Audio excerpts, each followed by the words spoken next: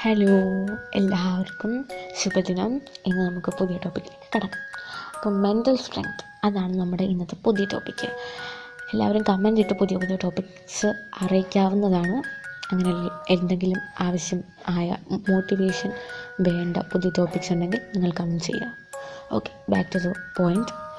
അപ്പോൾ mental strength എല്ലാവർക്കും വേണ്ട ഒന്നാണിത്.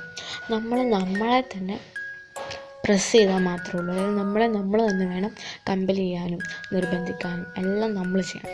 എങ്കിലേ ആ മെൻ്റൽ സ്ട്രെങ്ത് നമുക്ക് മെയിൻറ്റെയിൻ ചെയ്യാൻ പറ്റുള്ളൂ. അത് മാത്രമല്ല, ഇമോഷണൽ സ്ട്രെങ്ത് അത് എല്ലാവർക്കും ആവശ്യമായിട്ടുള്ള ഒന്നാണ്.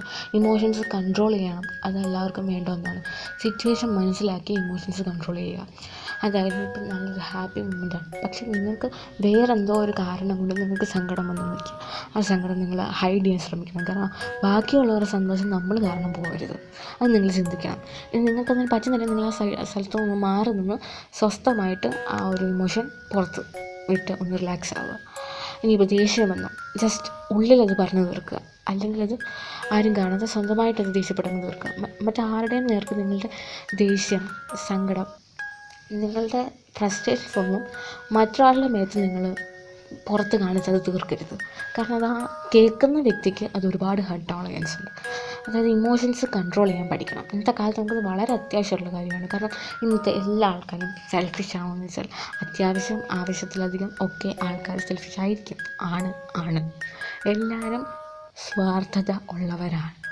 അപ്പം നമ്മളത് മനസ്സിലാക്കി, ഈ ലോകത്തെ മനസ്സിലാക്കി, കൺട്രോൾ ചെയ്യേണ്ട ഇമോഷൻസിനെ കൺട്രോൾ ചെയ്തും പുറത്ത് കാണിക്കുന്ന ഇമോഷൻസിനെ പുറത്ത് കാണിച്ച് നോക്കിയും കണ്ടും സിറ്റുവേഷൻ കൈകാര്യം ചെയ്തും മെൻ്റൽ സ്ട്രെങ്ത് സ്വയമായിട്ട് കൺട്രോൾ ചെയ്ത് മെയിൻറ്റെയിൻ ചെയ്യും.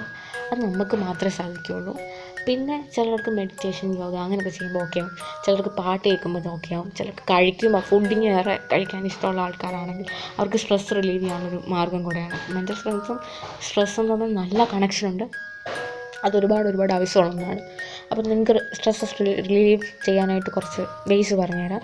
ഭക്ഷണം കഴിക്കാം, ഉറങ്ങാം, പാട്ട് കേൾക്കാം, ആരോടെങ്കിലും നന്നായിട്ട് സംസാരിക്കാം, മൂവീസ് കാണാം, ആനിമേഷൻസ് കാണാം, ഡ്രാമസ് കാണാം. പലർക്കും പലതായിരിക്കും സ്ട്രെസ് റിലീവിങ് ആയിട്ടുള്ള കാര്യങ്ങൾ. അപ്പം നിങ്ങളുടെ ആ റിലീഫ് എന്താണെന്ന് നിങ്ങൾ കണ്ടെത്തി അത് സ്ട്രെസ് വരുമ്പോൾ ചെയ്യുക. Okay, bye. ഇത്ര നിങ്ങൾക്ക് പറയാനുള്ളൂ. അപ്പോൾ സ്വന്തമായി മനസ്സിലാക്കി എല്ലാം ചെയ്യുക. Bye guys.